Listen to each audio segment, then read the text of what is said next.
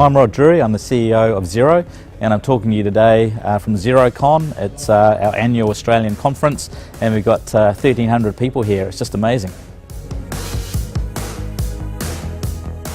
Yes, I think when you get started, it's more about, you want to hit financial goals and look after your family and all of those things. But once you've done that a few times, what you really want to do is change the world. And I think that's the exciting thing. We're up to now 900 staff.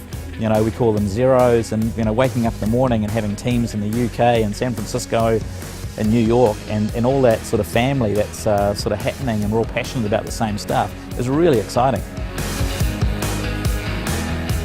So I'm from New Zealand. I went to Napier Boys High School, and that was where I first saw the magic of computing. This was back in the Apple II computer days, and we had a fantastic teacher, a guy called Bob McCaw, who was passionate about PCs coming into schools.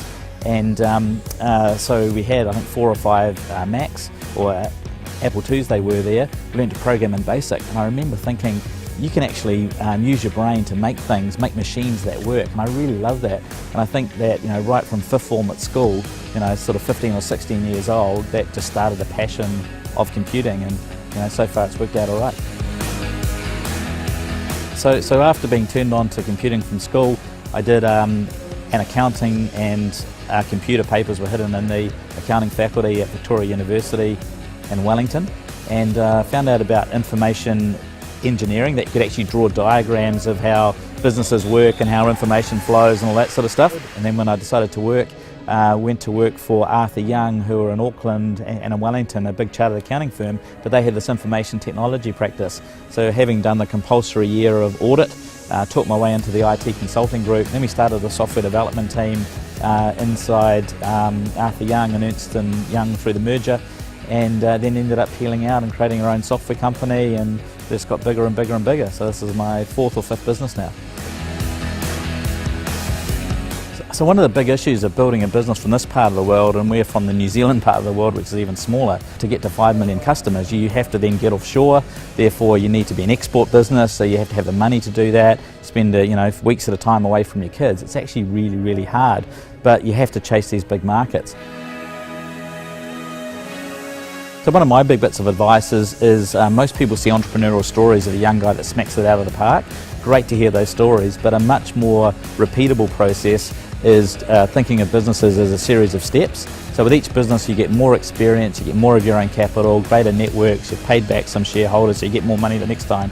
So if you think of businesses as a series of steps, and you always find that after, with a bit of experience, your next ideas are even bigger. So don't get hung up on getting that first bit of funding and giving it all away. You want to get in the race, become an entrepreneur.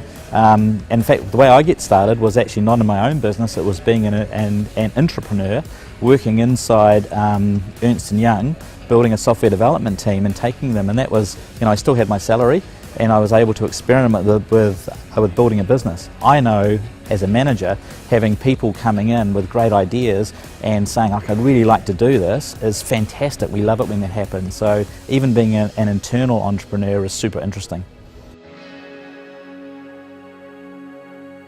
I think the reason people want to work for Xero is we're changing the world, and when you meet any Xero you can see that passion, and we kind of think of ourselves as this next generation. We're global from day one, and we're just going to get out and make things happen. So coming into these nimble, well-funded but global organisations just creates really exciting career choices for people.